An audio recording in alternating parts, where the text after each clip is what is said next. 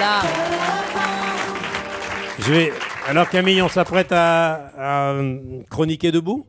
Non, j'aime autant rester assise, Michel. Oui, d'accord. Voilà. Bien, c'était ma première Elle blague. est bien celle-là. Cela dit, bien sûr, on se lève tous pour Jean-Jacques. Ah, dis donc, ils m'ont mis des petits arrangements pour souligner les blagues, mais vous avez le droit de rire, c'est pareil. Jean-Jacques, moi je vis un très grand moment d'émotion ce matin. En fait, la chanson que j'ai le plus écoutée dans ma vie, et c'est vrai, c'est Un matin, un lapin a tué un chasseur. Et la deuxième chanson que j'ai le plus écoutée dans ma vie, c'est Adieu les jolis foulards, adieu tous les madras. Et la troisième chanson que j'ai le plus écoutée dans ma vie, c'est La boulette de Diams, mais ça n'a rien à voir.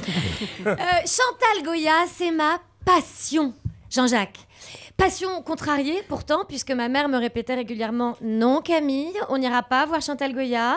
En revanche, je nous ai pris des places pour Casse-Noisette. » À quoi j'avais bien envie de répondre qu'en termes de cassage de noisettes, l'opéra, ça se posait là. Et que Marie-Rose, c'était moins morose. Hein. Alors tu vois, maman, aujourd'hui, je suis avec Jean-Jacques Debout. Pardon. Pour que tout le monde comprenne, en fait, les petits jeunes, là, hein, il faut que vous sachiez que l'équivalent de ma frustration pour des enfants d'aujourd'hui, ce serait... Maman, tu nous offres des places pour avoir l'âge de glace on ice? Non, les chéris, j'ai pris des places à l'Odéon pour aller voir la pièce pour enfants d'Olivier Py. Il y est question d'inceste, de membres coupés et de culpabilité. Vous allez adorer. Enfin voilà, Jean-Jacques, je ne vais pas vous parler de Chantal Goya toute la chronique, mais je vous imagine quand même en couple tous les deux. Chanteur, rêveur, vos embrouilles, elles devaient être tellement cool. Chérie, oui chérie, tu fais chier à jamais débarrasser, mais n'importe quoi, toute la semaine je l'ai fait. Ça devait être quand même beaucoup plus sympa. Et puis, vous avez quand même inventé le concept du musical pour enfants. Bah oui, les enfants aussi, grâce à vous, ont le droit à leur ours à poil et leur marionnette à plumes. Et ça donne le mystérieux voyage de Marie-Rose, l'étrange histoire du château hanté. Enfin, j'espère que vous avez résolu toutes les zones d'ombre, hein, parce qu'il y avait quand même un paquet de trucs pas clairs, visiblement. Et alors aujourd'hui, vous avez un grand projet de comédie musicale sur la correspondance entre Victor Hugo et sa fille qui s'est noyée quand elle avait 19 ans.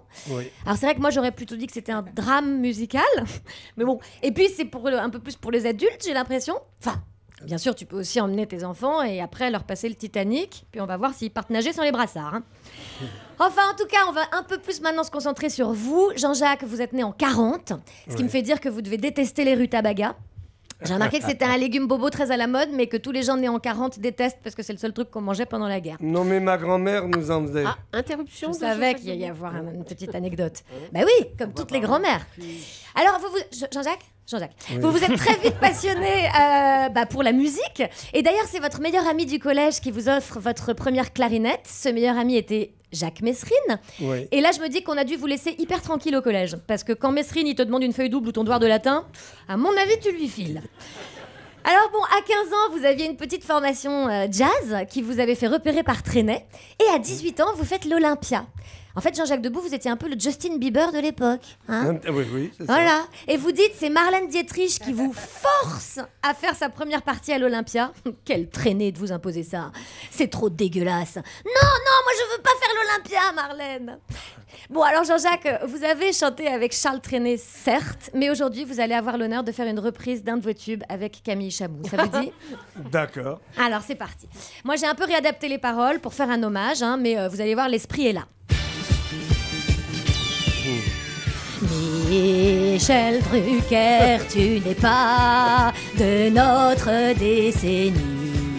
T'aimes pas le rutabaga, Michel Drucker, d'aussi loin qu'Annie-Cordy. Tu reviens jusqu'ici avec ta chienne Isia. Michel Drucker, tu n'es pas de notre époque du tout. Toi non plus, Jean-Jacques Debout, Jean-Jacques Debout. Mais nous, on vient vous sauver de la médiocrité. Yes. C'est ça notre mission. Mais oui, mais c'est sûr. Merci Jean-Jacques. Merci Michel. Ah, vous avez quand même assuré. Parce qu'il faut que je raconte que Jean-Jacques m'a dit avant la chronique, je vais tenter de chanter, mais j'ai chanté toute la nuit jusqu'à 6h du matin du tango. Oui, des tangos de Carlos Gardel. Alors du coup, il savait pas s'il aurait la voix pour. À la Bastille.